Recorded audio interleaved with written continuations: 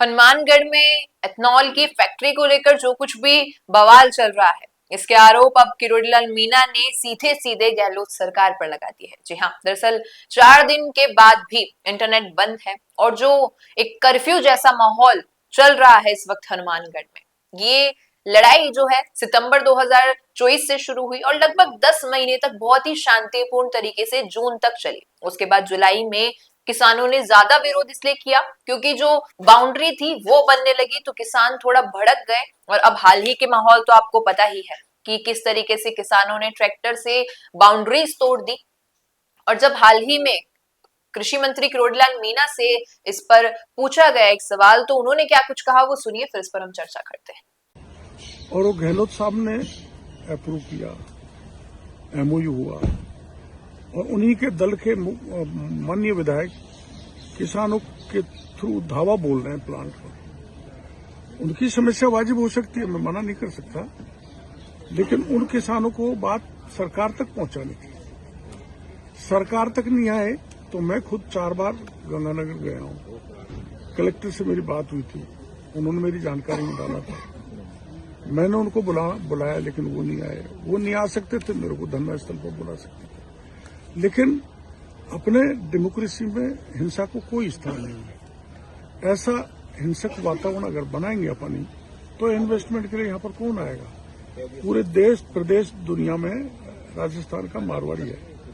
अब हमने infrastructure develop किया है और यहाँ उद्योग धंधे खुलने की संभावना हुई है, तो माहौल बिगाड़ा जाना ठीक नहीं है।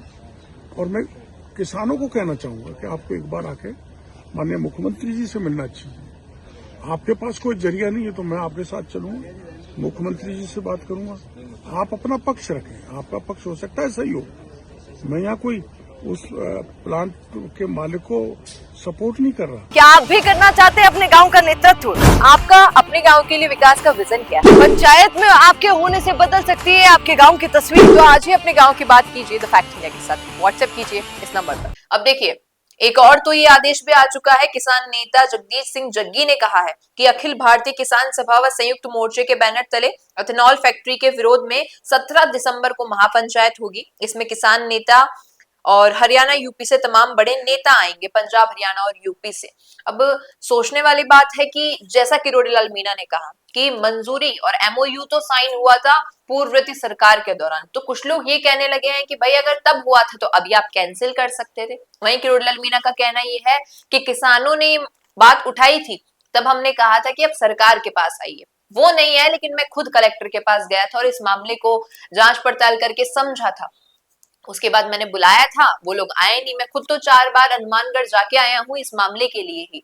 अब वो खुद के स्तर पर ही ऐसा कुछ कर रहे हैं, मतलब कहीं ना कहीं अब अगर इस वीडियो को देखे तो लोगों का कहना है कि भाई जब खुद पर आई तो मामला दूसरी सरकार पर डाल दिया। इसका सोल्यूशन क्या है? जबकि ये एशिया की सबसे बड़ी एथेनॉल फैक्ट्री बन रही है, तो इससे प्रभाव तो किसानों पर पड़ेगा जो आसपास के क्षेत्र के हैं। यहाँ पर राजनीतिक समीकरणों को ना देखते हुए अगर किसानों के हित की बात करें तो कहीं ना कहीं फैक्ट्री पर बैन लगाने की या जो भी इसके प्रोटोकॉल है उसे फॉलो करने का मामला हो सकता है। लेकिन वही बात है, राजनीति में अभी यही चल रहा है कि वहां पर तो किसान विरोध कर रहे हैं, हालांकि प्रशासन ने उन्हें कंट्रोल में ले लिया है। कई विरोध प्रदर्शन हुए और आपने वीडियोस भी देखे होंगे सोशल मीडिया पर, गाड़ियों पर हमले हुए, आगजनी हुई, ट्रैक्टरों से दीवार तोड़ी गई, कुछ लोग घायल भी हुए इस मामले में। और वहीं किरोड़ीलाल मीणा के एक आरोप ये भी है कि उस वक्त के मंत्री, जब ये एमओयू साइन हुआ था, उस वक्त के मंत्री अब किसानों के साथ मिलकर सरकार के विरोध में खड़े हैं, जबकि उन्हें सब कुछ पता है इस मामले से जुड़ा हुआ। लेकिन अब जब वो सरकार में सत्ता में नहीं है तो वो टारगेट कर रहे हैं सत्ता को, जबकि साइन तो उन्होंने ही करवाया था। उन्हें पता था कि क्या कुछ दुष्प्रभाव इसके पड़ेंगे किसानों पर, तो उस वक्त सोच लेना चाहिए था कि इसके दुष्प्रभाव इस प्रकार अगर किसानों पर पड़ रहे हैं और हो सकता है कि भविष्य में कभी किसान ऐसा कुछ प्रदर्शन करे, तो उस वक्त एमओयू साइन नहीं करवाना चाहिए था। लेकिन अब खुद की बातों को ढकने के लिए किसानों का साथ दे रहे हैं वो विधायक और वो मंत्री और प्रदर्शन में जुट रहे हैं। पूछना चाहूंगी आपसे, क्या लगता है कि जो ये राजनीतिक समीकरण चलते रहते हैं, क्या इसके भी जनता पे दुष्प्रभाव पड़ रहा है? और अगर पड़ भी रहा है तो सरकार को इस पर क्या एक्शन लेना चाहिए? क्या राय है आपकी इस पर, बताइएगा कमेंट में। बिजनेस अच्छा हो सकता है, लेकिन अगर नाम नहीं दिखा तो पहचान कैसे बनेगी?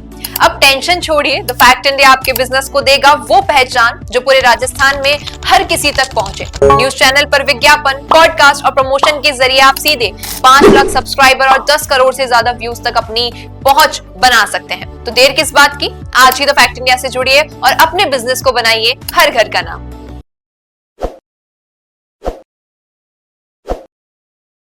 ताज़ा खबरों के लिए विजिट करें द फैक्ट इंडिया।